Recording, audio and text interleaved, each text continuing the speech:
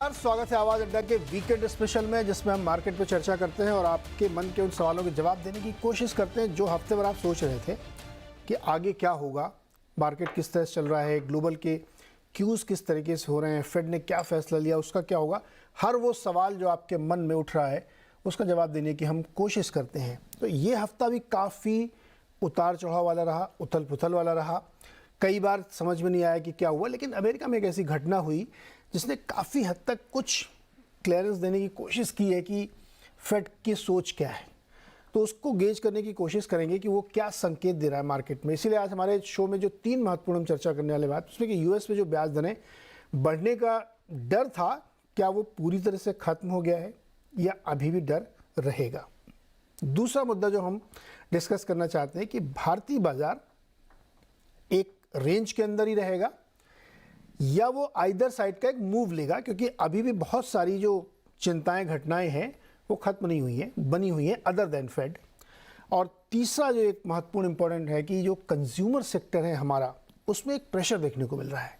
हमने result season चल रहा है, देखा कई सारी कंपनीज के रिजल्ट्स आए, उसमें वॉल्यूम ग्रोथ को लेकर के दिक्कत है, चिंता है, उसको समझने की कोशिश करेंगे। एक एक टॉपिक को हम लेंगे और आज जो बातचीत करने के लिए हमारे साथ मेहमान हैं, मैं उनसे एक बार परिचय करा देता हूँ। Anurag Singh ji, managing partner इंसिट capital के, अमेरिका से मुंबई, है ना। तो आज अनुराग जी की क्लास होगी यहाँ पे मुंबई में। दूसरा हमारे साथ सुनील जी हैं, MD and CEO Sundaram mutual fund के। सुनील सर, बहुत बहुत स्वागत है आपका, और सुनील जी से समझेंगे कि म्यूचुअल फंड की स्ट्रेटजी क्या है। मनीष डांगी जी हमारे साथ हैं, मैक्रो मोज़ेक के फाउंडर। मनीष जी से समझेंगे कि इंडियन मार्केट को डर खत्म हो गया कि अभी है। और पंकज जैन जी हैं, एसडब्ल्यू कैपिटल के डायरेक्टर। पंकज जी से भी बहुत सारी चर्चा हमें इन सारे विषयों पे करनी है। अनुराग जी, कैसा लग रहा है Mumbai?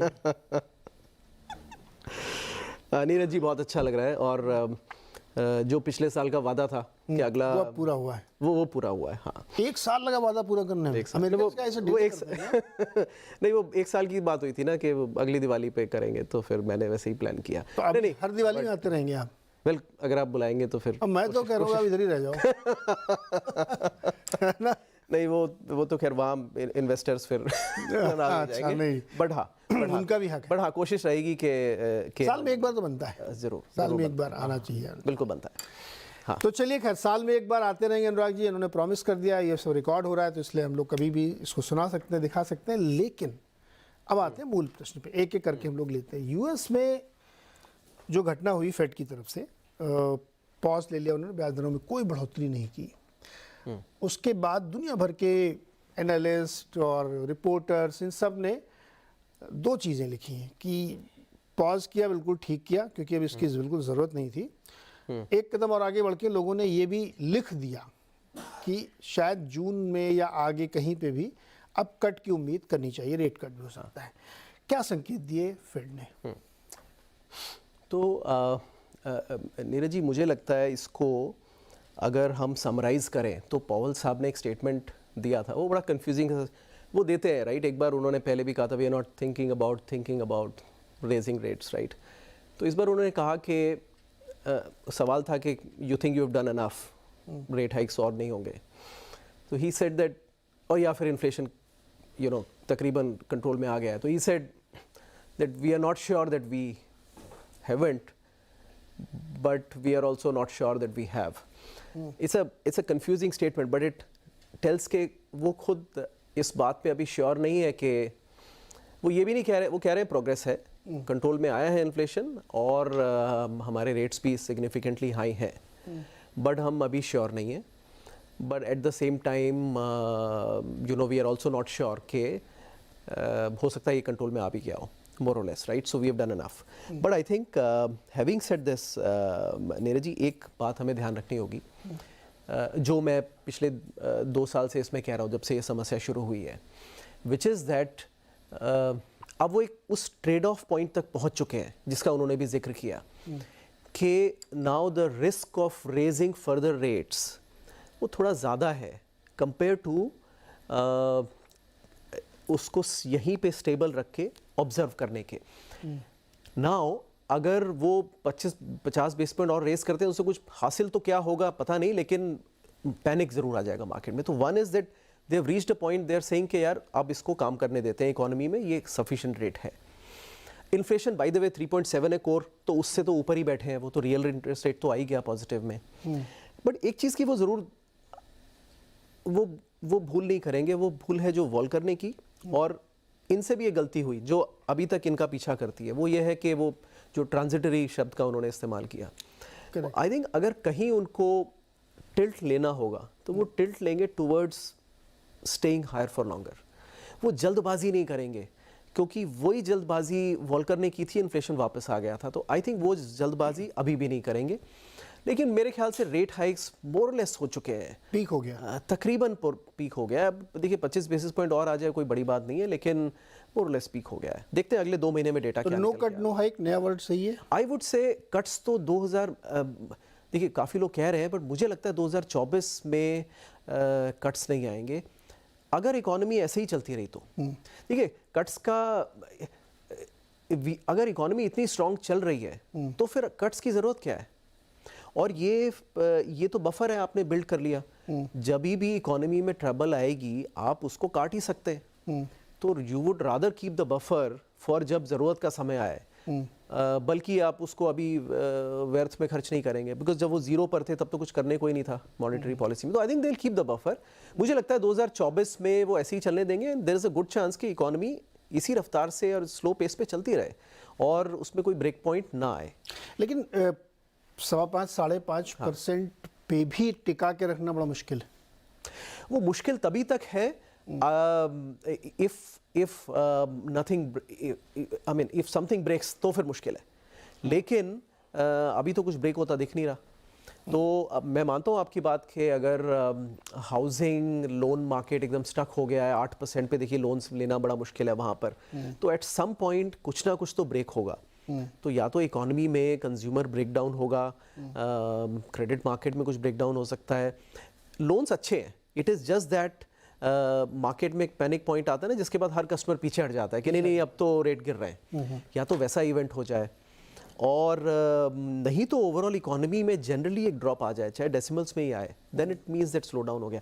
But let's not forget कि वो इन्फ्लेशन को ज़रूर वो 4 की रेंज में नहीं रह सकता है, उसको 3 के नीचे ज़रूर आना 3 के नीचे, और तकरीबन अराउंड 3 अगर आए तो अनएम्प्लॉयमेंट 6 के आसपास रहना चाहिए।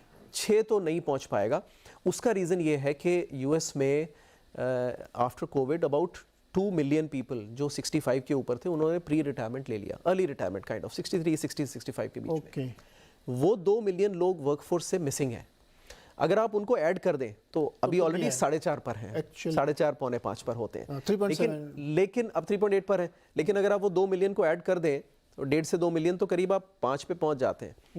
लेकिन बिकॉज वो अब जॉब मार्केट में है ही नहीं, तो जॉब मार्केट टाइट भी दिखता है, वो उसकी प्रॉब्लम भी है। कि देखिए वो workers, economy is missing those workers, right. ये लॉकडाउन करते टाइम किसी ने सोचा नहीं कि जो 1-2 साल रिटायरमेंट पे है वो वापस आएंगे ही नहीं जॉब मार्केट में, and this is a problem. Okay, तो वो एक चक्कर है। मनीष जी, आपने कैसे रीड किया? क्योंकि इसमें हम लोगों ने देखा कि जैसे ही इन्होंने ये फैसला किया उसके बाद यूरोप में भी बॉन्ड में बहुत हरकत हुई, यील्ड एकदम से नीचे आई शार्पली, यूएस में भी आई।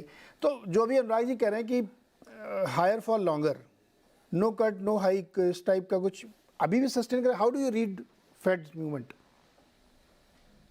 तो सर ऐसा है कि इस तरह की चीजों को थोड़ा सा हिस्टोरिक एनालॉग से समझाना ठीक रहता है। मेरे को लगता है कि अगर आपको याद हो 2006-7 का जो सेटअप था, जिसके अंदर जून 2006 के अंदर फेड ने रेट हाइक करना बंद कर दिया था और फिर करीबन साल भर तक ऑफ कोर्स रेट्स को वहीं रखा, वैसा ही मोटा मोटी सेटअप है।